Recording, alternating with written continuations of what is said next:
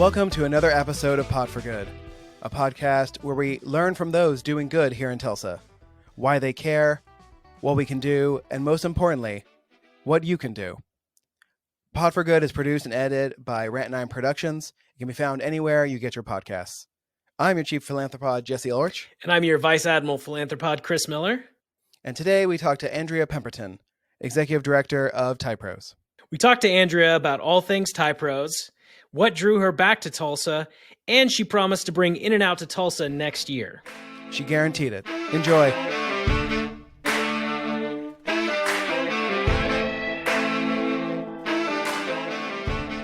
We are very excited to have Andrea Pemberton on the podcast today. Andrea, hello. Hi, Jesse. Thanks for having me. You are the Executive Director, TYPROS. Was TYPROS always a program of the Regional Chamber? It has always been a program. Chamber of Commerce, yep. That seems like a much cooler program than the Chamber of Commerce would come up with. So that's why, even though I know your Chamber of Commerce wins awards and such, so. We definitely make the chamber look good. I think really the credit should go to us, but we'll let them have a little bit of it. Who do we talk to about the fact that we think Boom should have won the Boomtown Person of the Year award over Bruce Darts? Yeah, Jesse, that might be a tough hill to die on for you. Listen, I think Bruce Dart should get his own award, the Bruce Dart Award, for being awesome in a year of a pandemic. But, still rooting for you, Boom. He's not going to listen. All right. Chris and I are both professionals who are still just barely considered young by the definition of your program. But for the people who don't know what TYPROS does or have heard the term, but don't actually know what the program is, can you give us a quick summation of what TYPROS is? Yeah, just high-level overview. Well, as you mentioned before, we are a program of the Tulsa Regional Chamber. We've been around since 2005, and we have actually recently updated our mission. So I'm happy to announce our new mission is to make Tulsa an awesome place for young professionals to live, work, and play. And we do that through various programming that is targeted at making our city more awesome, that engages young people, that elevates young people in our community and connects them in meaningful ways around topics that young professionals are passionate about here in our city. So we're organized into 7 different work crews, as we refer to them as, but these are really just passion points that young people have. And they each meet monthly to have engaging conversations about these topics such as business development, government relations, diversity, urbanism, sustainability. And it provides a space for young people to enter into our city, to get connected, to get plugged in, and to meet members of their tribe who care about the same things that they care about. Very succinct and feels like it has been worked through on a multitude of committees and has been funneled down to that, and I like it. So one of my favorite programs with TYPROS is the Get On Board program, which I think you're going through the process right now. It was my first way to get onto a nonprofit board as somebody who thought they would not, as a young professional, not in a position to actually serve on a board. So it was very impactful to me, and I've served on boards since then. But can you talk about that program, where you are in that process right now?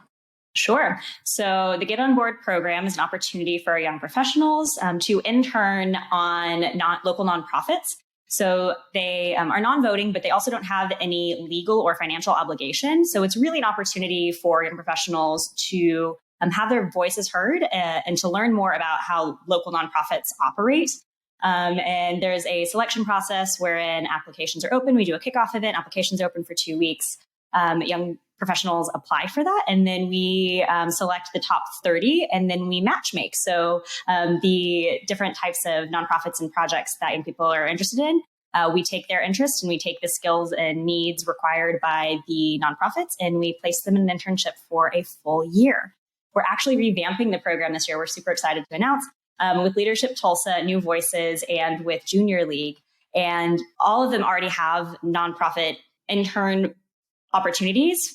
However, we're coming together to basically create holistic training all together, which will help streamline the process. And then all of our nonprofits benefit from having highly skilled, highly trained individuals coming from all these different programs. We each just have a slightly different spin on it. Obviously, Get On Board, we're focused specifically on young professionals between the ages of 18 and 40.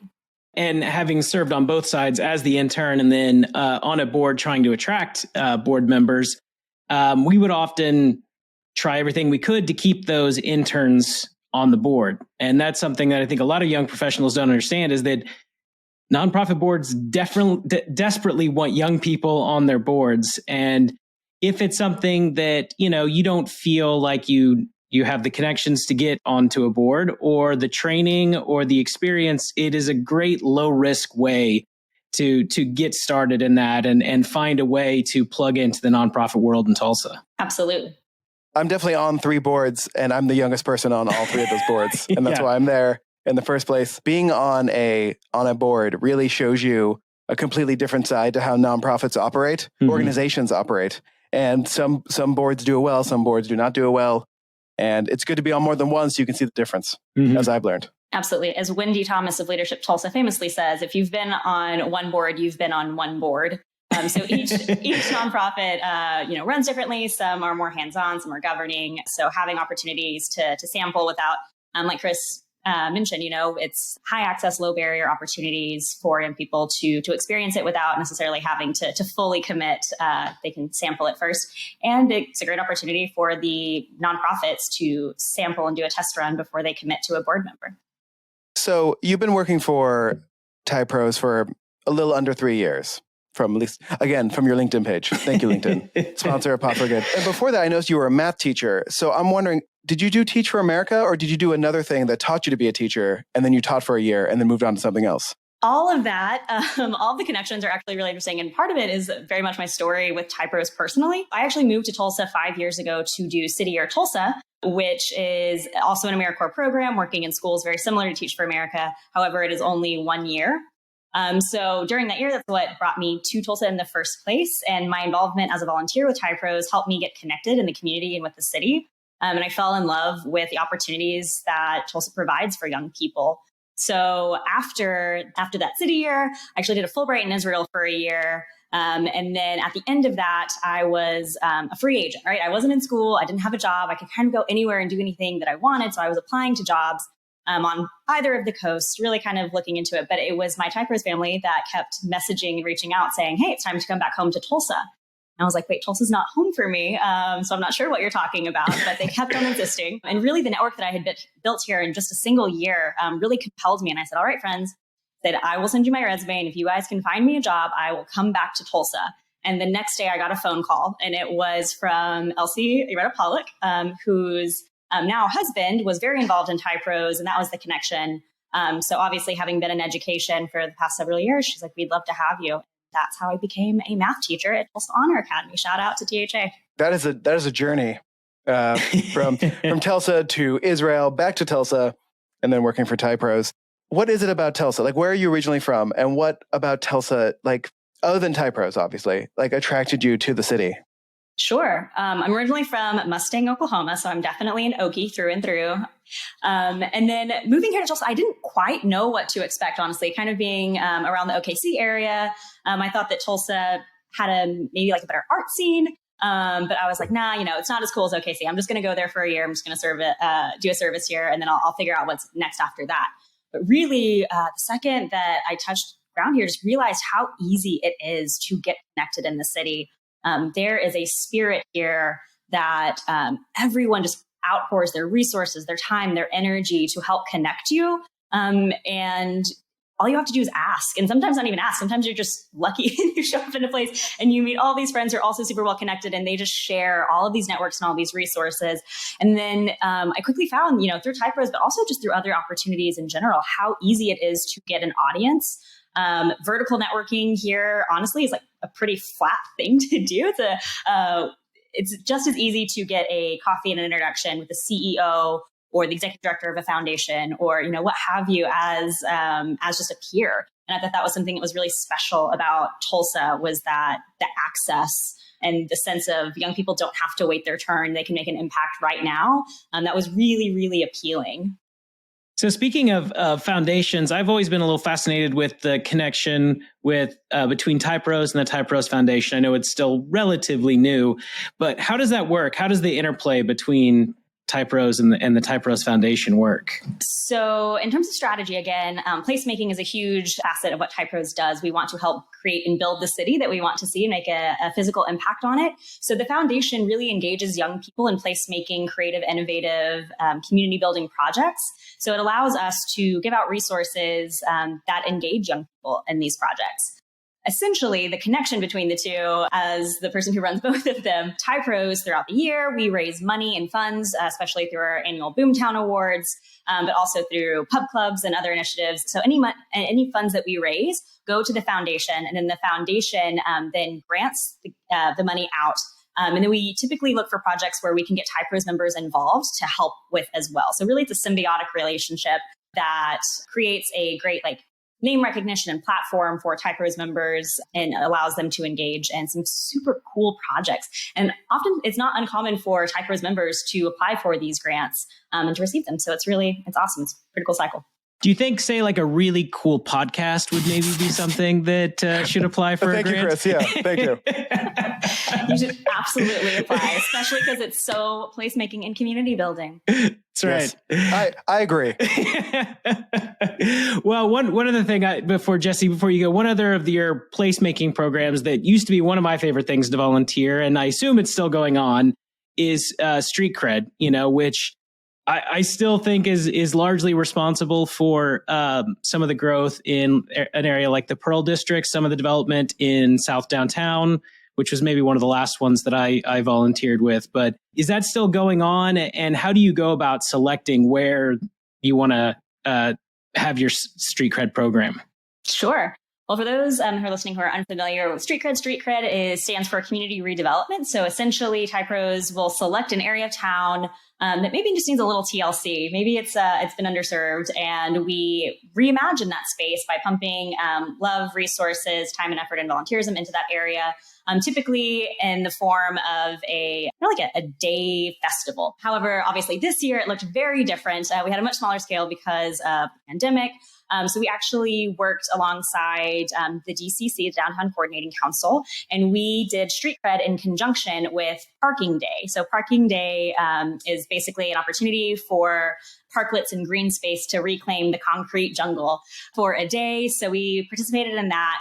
And we held a parklet design competition, which allowed for local firms to submit designs, which actually was a great partnership with the Downtown Coordinating Council because they had recently gotten CARES Act funding to help businesses build parklets.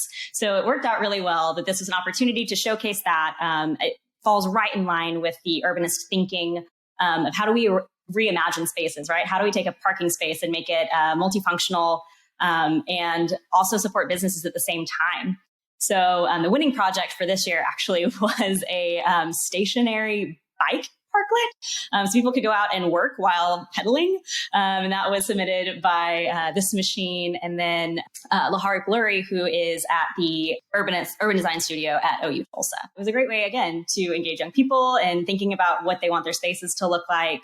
Much smaller scale this year. We're still working on hopefully finding a way to get that actually built so it's not just a design, but can actually be utilized by Tulsans. But yeah, Chris, to your point, street cred really does have a legacy of helping develop and build and reimagine spaces. Another great example was the year before when we did Tulsa Art Alley. So right behind Elote downtown, there was a dingy old alley. Nothing was back there. It was stinky. There were a lot of dumpsters, and it was just an underutilized, unimagined space. And so Libby Billings and Kelly Cook came to us as a TYPROS Foundation grant, and they turned that into Tulsa Art Alley. So now there are over 20 murals back there. People can stroll down. It's really reclaiming that space in an artistic, creative way. And then we did a street cred called Tulsa Art Alley, where we came in, we cleaned up the alley, we painted it, and then we celebrated it with the street cred. I know that we are still, eventually we'll be able to know the timeline of this pandemic and what part of it we are currently in. But where we are now, what has TYPROS sort of noticed or sort of gathered information about how this has been sort of affecting the young professionals here in town? And so throughout the year, we've sent some surveys out. We're trying to keep a pulse check on how it's affecting. Obviously, there is a huge paradigm shift happening in the professional work world, namely with remote work, and seeing what that looks like when when things go back to normal, are we going to continue to work from home? How do we engage with one another? What types of needs do young professionals have right now? At the beginning of the pandemic, it was, we want to give back. We're thankful that we have our job. We're thankful that we have resources. So what are the ways that we can support our local small businesses? Also, I'm bored. Please entertain us. We got creative with our programming. We initiated at the beginning of the pandemic Takeout Tuesdays, where we selected a business and we encouraged all of our members to go and support that business on that Tuesday. We also engaged in some talent shows, some virtual talent shows to engage young creatives. We just found ways to help lift spirits, support our local businesses and entrepreneurs. And then just support our young professionals as this pandemic has worn on. So yeah, it's probably about time for another touch point to say, hey, friends, how we doing? Let's check in.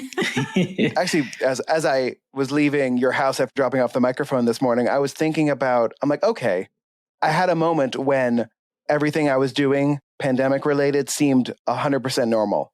And I feel like that is a new phase when I wasn't even concerned, noticing that I was doing things that we've been doing during the pandemic. It just became what I'm doing now. And I was like, well, that's obviously a new phase for me, right? Everyone's been handling this differently. Everyone has different troubles. That's something I just noticed today. And I was like, oh, all right, this is how my brain operates now. Yeah. We pick up habits pretty quickly, it turns out. Yeah. Well, we could ask about our last guest, last week's guest, Kuma Roberts. I have heard that you don't like her at all and you wanted to air some grievances about her. Yeah, really, if I could just take a moment to really Please do. No, Kuma Roberts is absolutely my work wife. She, in so many ways, has been an amazing partner in terms of the work that we do. Her with Mosaic and TYPROS are both under the Community Development Division at the Chamber, which is literally made up of two, which is just me and Kuma. So when Jesse reached out, I was like, do know that you scheduled back-to-back, not only people within the chamber, but literally of the same division. I knew the first part, did not know the second part. Yes, which I'm surprised that you didn't get recount in the timeline of how Kuma came to her position. But yes, we are now under the Community Development Division. I actually just got off a meeting with her, right before we got onto this. So she wished me luck and says hi to you both. She's one of those people who I've seen on like Zoom things and have seen at meetings, but never actually got a chance to talk to. Who I sort of knew if we could just get her on the podcast, like we would have a good time, because she seems a someone who cares about the work they do, but is also sort of just like themselves while they do it. And that's always fun. She's the most authentic, real, and fun person. And I call it my humble honor to be able to work alongside her. I really am fortunate. So both of your groups do have some similar missions, right? It is about, in a lot of ways about diversity, right? TYPROS, it is focused on young people, but that is part of the mission. So are you able to work together on any of your projects and programs? Yeah, so I'm really glad you mentioned that, because that was what our meeting was about today, was how can we be more collaborative and intentional with the programming that we're doing in the future. Before, it's kind of just been both of us cheering each other on with our respective programs. But this year, we're really set on, let's get these joint, opportunities and initiatives on the calendar so that we can partner together. Because, like you said, Kuma is focused on diversity from the entire spectrum, right? And TYPROS is really focused on this niche group of young professionals. But even young professionals, while we might have trends in how we think, how we behave, the types of things that we want, there's also a ton of diversity within young people. So we joke a lot that TYPROS is all things to all people, because we kind of have to be to engage such a diverse group of young people. We have to talk about all different topics. We have to engage them in all different ways. So it definitely provides a lot of opportunity for creativity and super cool programming. So I'm very much looking forward to the work that we're going to be doing with Mosaic in 2021. So everyone stay tuned for sure. You were telling me that this new division that you and Kuma are under it's new. Mm-hmm. And so what was the thinking about moving these two programs into this sort of one umbrella? Yeah. So before we were workforce and education. So, and the lens from which we were viewing things was really more about attraction and retention of both young people, businesses, trying to develop an inclusive and prepared workforce. And I think the process, once the division and the restructuring happened, we really saw TYPROS as an arm of, yes, attraction and retention, but more of the community development piece. We we welcome people into our community. We give them places to plug in, to engage, and very much so the same with Mosaic, just focused on the topic specifically diversity and inclusion. So we are always out pounding the pavement day after day, reaching out to make connections with other individuals in the community to find ways that our programs can support them and vice versa. And so in that way, I mean, community development just made perfect sense for the type of work that we were doing. The chamber agreed and decided to put us into a division together. But what happened to tourism? Wasn't tourism also with workforce earlier, at least according to one of Kuma's many jobs? So different division has always been different, but we also work closely with them on different projects as well. Yeah, they're on a separate section of the chamber offices if you ever make it to if we ever go back to the offices. That's true. Was there a time when you were interim executive director when you were like, I would like to be vice president of TYPROS? I really should have pushed for that, frankly. Vice president of Young Professionals and TYPROS. Yeah, or just like vice president, TYPROS. Yeah, honestly. I'm all about commas and job titles these days. Although I like vice president of Young Professionals. Just they don't have to even be in Tulsa, just young professionals everywhere. Yeah, you're the vice president of all of them. Well, I feel like in that case, there needs to be a president of that though, right? It just feels like you would have someone as president of that. Oh, boom. So she yeah. There you go. That's just, for that, for sure. Yeah. to make amends for him. Yeah, that's right. To make amends for the injustice. So, Jesse, speaking of interviewing, you've been interviewing people for Tulsa Remote. Have you seen many, if any, of the Tulsa Remote participants showing up in TYPROS?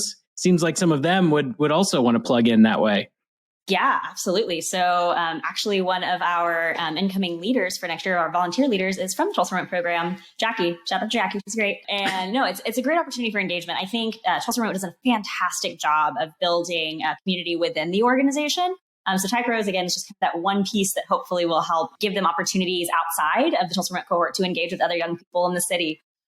So yeah, we see a lot of Tulsa Remote people, and we're always really excited to have them because they are bringing great, fresh ideas, new enthusiasm, new energy, and it's always a delight to have them involved in our programming. And so we're excited that program is expanding. And listen, if they're bringing in all the young people, we will gladly get them plugged in. It's a very symbiotic relationship that way. Because of my weird Tulsa work history, I don't know if it's this way in Tulsa, but I feel like it is, as it is in other cities, which is that there's currently a sort of ceiling that young professionals hit in certain organizations, and they have to stay there while anything above them, like there are people still in those jobs, and those people stay for a very long time. And so there's both like title and salary problems that come up. And like, have there been conversations within TYPROS of like, what to do about that here? So it's a really interesting question. And again, I think to some extent, we're seeing a little bit of a shift in that. I think we're seeing an expansion of young people embarking out on other opportunities and also forming their own, becoming entrepreneurs, creatives. If there is a ceiling, I think young professionals are becoming less and less patient to wait their turn. So finding opportunities that will allow for high growth and to skill them up as well. So, and I mean, professional development that's provided by TYPROS hopefully will help individuals kind of make up that decision. We had a success series event just the other night where we just had conversations about what does success look like. And so much of that conversation was really focused around risk taking and deciding, if you're not happy in your job, if you feel like you're not growing, take risks while you're young. It's easier to do it then. So to embark and find your new passion project or to find a new company if the one that you're at is kind of keeping you there. Between the two of us, Chris and I have worked for like 7 places, like 6 for me and 1 for him for most of our working adult life. Chris is at a place that has a system to reward people for good work, and eventually everyone becomes a vice president. Because again, who doesn't want to be a vice president? That's right. And there's senior vice president, which I don't. Are you a senior vice president yet? I am. feel like we've talked about this. Okay. What happens from there?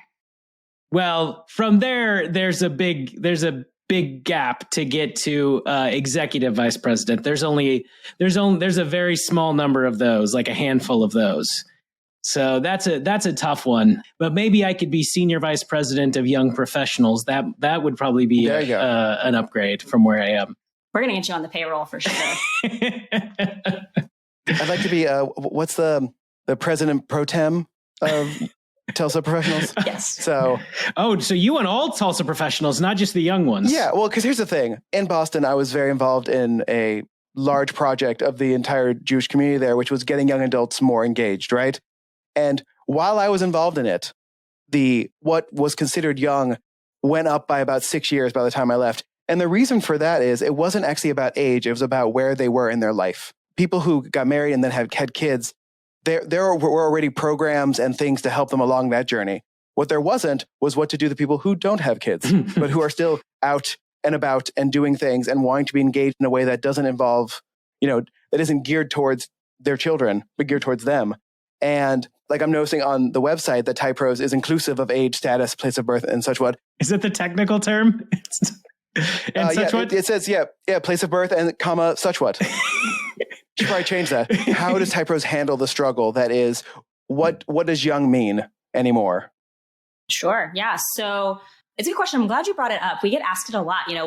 What qualifies as young? We say for all of our programming, it's young and young at heart. We do cater to the age demographic of 18 to 40, and even within that, probably more explicitly from 21 to 40, frankly. But yeah, it's the age range where, if you attended college, you're out of college, you've probably moved to a new city, and creating the opportunity for young people to get engaged. However, we have all ages that attend our programming, and we welcome them because while the programming is geared towards young people, we need everyone's perspective at the table, and we love to have a diverse group of individuals who share in the same interests that we do.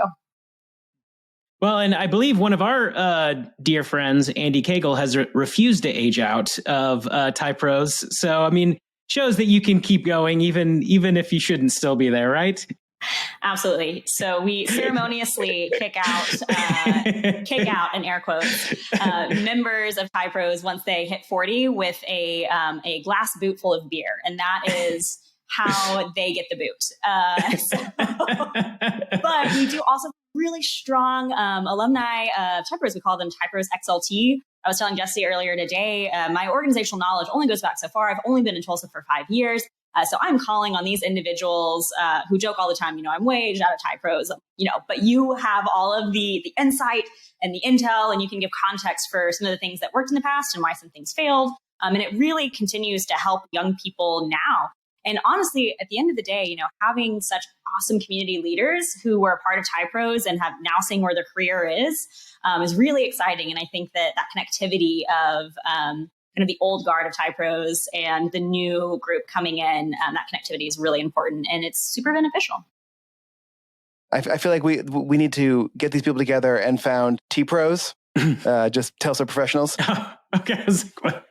Well, because it's interesting. Like, it's not something that occurs to you when you're 25 or 30, but what happens when you sort of age out of the group that you sort of identify with? Like, I don't know how long I will have to have a job before I no longer consider myself a young professional, but it's going to be a while because Chris and I are both going to turn 40 in 2021.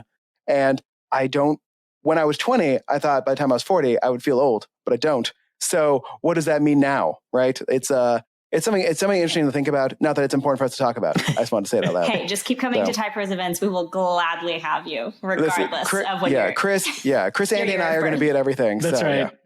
Although I will say, often when I wake up in the morning, I do actually feel rather old. So I have to warm up for a little bit. Then I feel young again. It does seem a little harder to get up off the ground than it used to. But we're still young at heart. Young at heart. Yeah. Right? Well, listen, just not young of joint. Yeah, young, certainly not. Or young of liver. So going into, we are in December of 2020, 2021 is coming soon. Thank God. Like, let's get this year over with. How much planning has TYPROS done for 2021? Or is it still sort of waiting to see what happens with the coronavirus? Like, when the vaccine comes out, are you sort of keeping things as they are now? So I'm glad you asked that.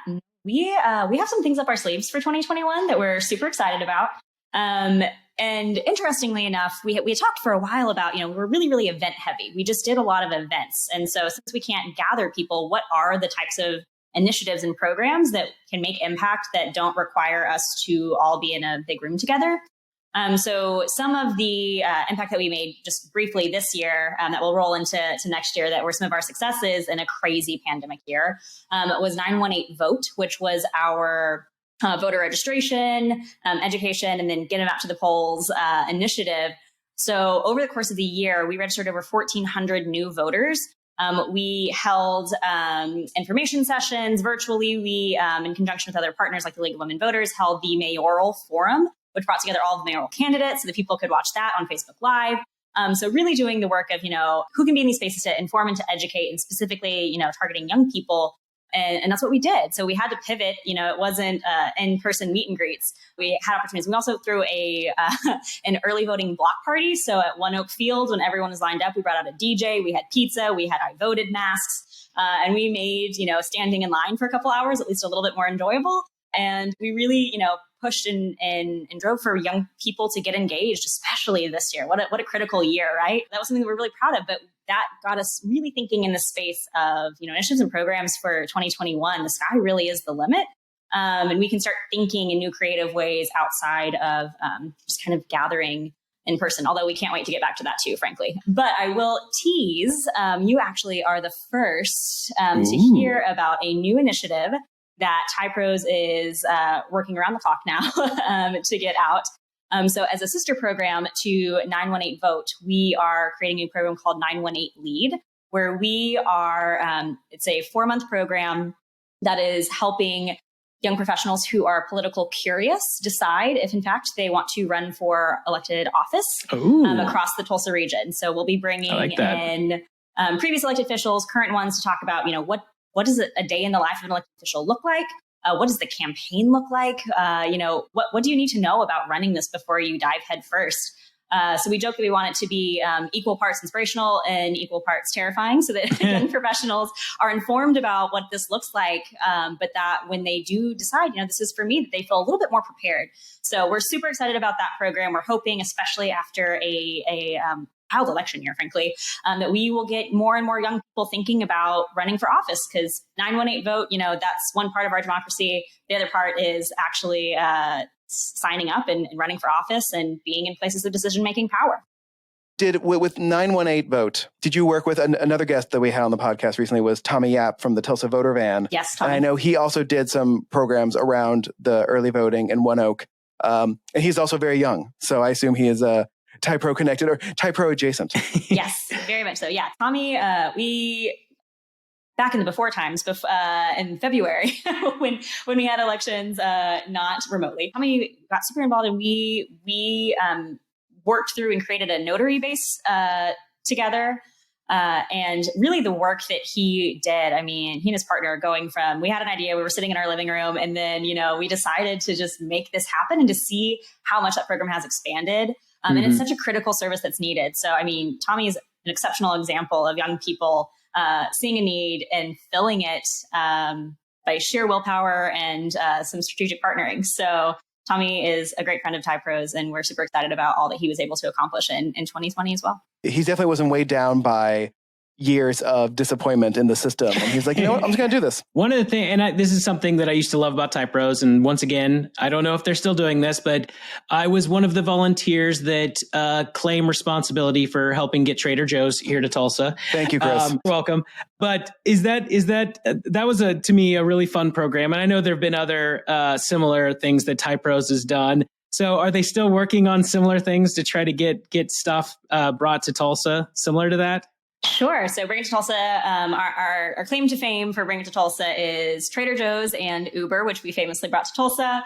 There have been some other kind of backroom conversations about other types of businesses or companies. We haven't really, obviously with Tesla for Tulsa, we were super excited about that project.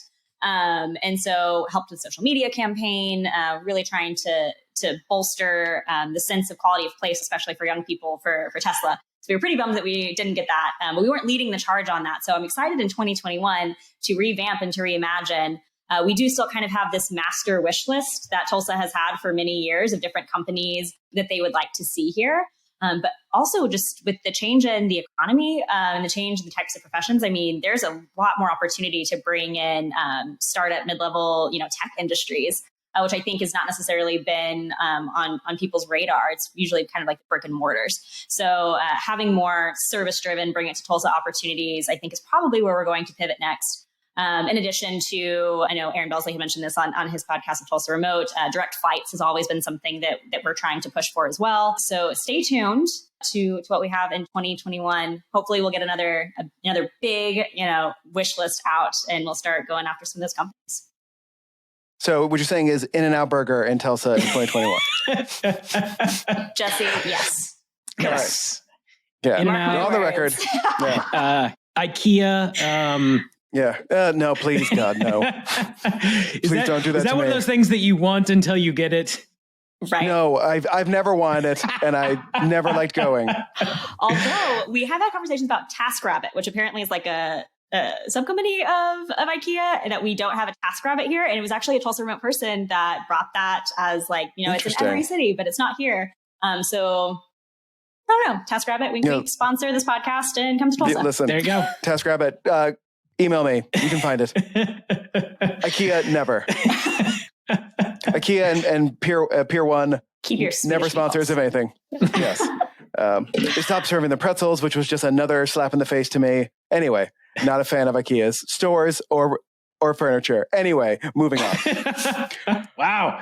I didn't realize IKEA was such a trigger for you, Jesse. So Tulsa's great, and Tulsa has many positive qualities, but it also has infrastructure or base issues that we have to deal with to help move us to the place we want to be, whether it's the funding for public schools, whether it's road construction, whether it's the inequity of Tulsa as a whole. Like for you, what do you see as like, not like if we fix this one problem, we'd fix everything, but what is the thing that you're noticing the most of right now?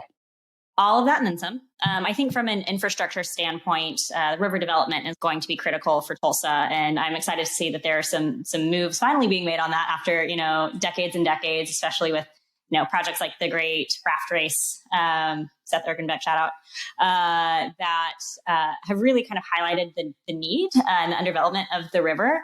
Unfortunately, a lot of the things Tulsa is bound by are at the state level. Some people ask me, what's the worst part of Tulsa? And I say Oklahoma. And this is coming from an Okie who loves her state. But in terms of, policy, sometimes it can hold back our progress. In terms of kind of the social space, there's a lot of good work being done for small entrepreneurs. Obviously, huge setback with the pandemic. But I think where Tulsa has a lot of room to grow is frankly in the equity space. I think that a lot of companies and people are starting to get on board for understanding that, yes, Oklahoma has a reputation. Perhaps Tulsa does or doesn't. I think some people have either no opinion of us or perhaps a slightly negative one. So we can really work on branding to drive the uniqueness of the city. But at the same time, we have to create a welcoming and open space for a diverse group of young people and people in general. I mean, it just has to happen. And it takes effort. It's not, just inviting diverse groups of people to move to our city and then expecting that they'll just plug in automatically. It takes curating, and it takes making sure that all of our organizations and businesses are on board to be able to support them in a meaningful way and help them get connected and to see the growth and the flourishing that happens from there. Earlier on, and we stopped doing this, we've sort of been asking people like how they've been handling this. But after a while, everyone was just handling it, right? So there was less issue about like how to do this, how to do that, because we've all sort of figured out ways of doing it. But what I do like to know, and I think people are interested in, is during this. Well, first of all, I have two questions. Going back here. First question: when we're talking about politics, are you a Veep, Parks and Rec, or West Wing politics type of person? Or none of the above? Oh, y'all. I'm like a watching the city council on Wednesday night on Facebook Live type gal. So I don't know. Okay, so you're a Parks and Rec person. That sounds Parks and Rec, sort of. Yeah. Yep. And I've seen some of the seasons, but I didn't, fully commit. But people swear up and down that Veep would be my show. I struggle at this point to get into any shows that are like seasons and seasons and seasons long, because that's just a commitment that, I thought even in the pandemic I would be able to commit to, but I'm like, this is just going to suck me in, and I gotta be productive elsewhere. So who is your favorite recurring character on the city council meetings? Yeah.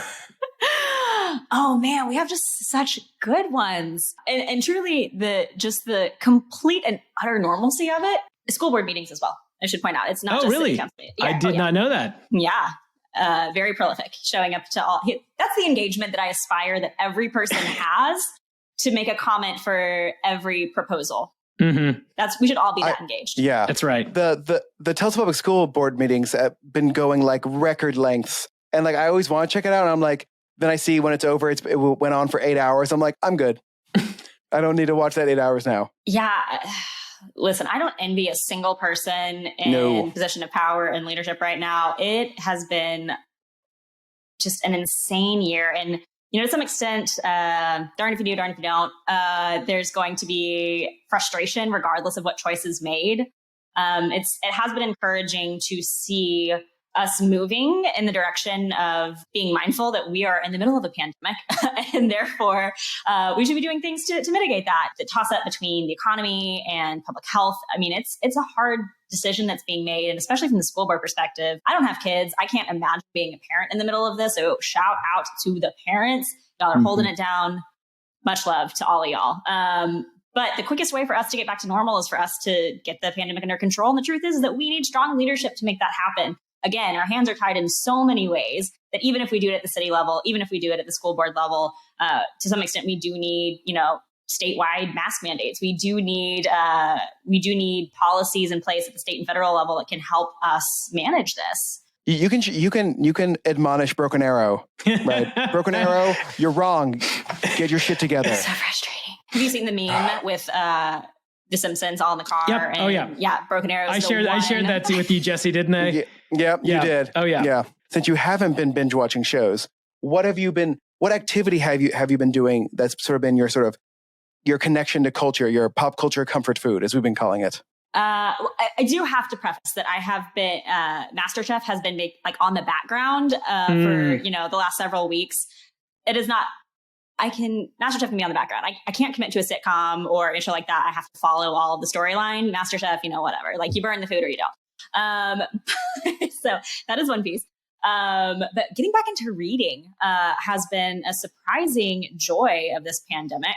And also, y'all, I'm not like a nature girl. Like you don't really find me outdoors all that often. I truthfully prefer to be inside. I'm with you. But have taken some strolls around the block. And it's really a stir crazy thing of like, I have to get out of my house. Whereas before, I had options to get out. So yeah, I guess reading and taking walks around my block. So what kind of stuff have you been reading? Really all kinds. Honestly, I've recently gotten back into, this sounds so silly, YA, like young adult novels. I read the series of The Giver, mostly one because fifth grade math teacher. I love reading the books that my students are reading. That's the excuse I'll say. But also to support local bookshops like Eleanor's bookshop. Over at Mother Red Market, go check them out. So some young adult novels, and then honestly just kind of anything I get my hands on are recommendations that I've had. I'm currently reading by Mohsin Hamid. It's The Reluctant Fundamentalist. I loved his book Exit West. It was whimsical. It was tragic. It was unflinching critique of immigration. So I mean, there's all types of stories that I'm into. If you guys have any recommendations, I will gladly take them. I am on a reading kick right now. So send me your lists. Well, before we wrap up, just we want to give it a chance. How can people connect with TYPROS? What are some things they should be looking forward to? Just give us your last little pitch, your plugs for TYPROS. Yeah, absolutely. So obviously you can always go to typros.org. We have an events calendar. You can follow us on social. We're on Facebook, we're on Insta, and we're on Twitter. We also have a LinkedIn group that you can join. So there's some great ways to get involved. Sign up for the newsletter. It has all the great information week over week. Other ways to get involved on our website, each of our crew leaders have their information. So you can just email them directly. They're super affable, wonderful, amazing, talented people, and they would be more than happy to get you plugged in their particular initiatives. If you really want to dive headfirst in, you can also find me on the website, send me an email, and I will get you added to our TYPROS Slack workspace, which is where the real magic happens, y'all. Wow. So this is some of the ways to get involved. And then until we get back in person, our virtual meetings are happening. So feel free to hop into any of those that are interesting to you. And hopefully we'll be back in person relatively soon. Of course, be on the lookout for 918 Lead that will be launching January of next year. Applications for that will open about mid-January. At any point, I'm open for a coffee. I'm open for, any just chit chat about how to get involved or plugged in. I'm happy to meet all the young people in our city and to find out what their passions are and to make it happen for them. Awesome. Andrea, thank you so much. And, hopefully your holiday season is both safe and enjoyable in however way people do things these days. Same to you all. Thank you so much for having me and for getting to talk about young people in Tulsa. What a fun topic.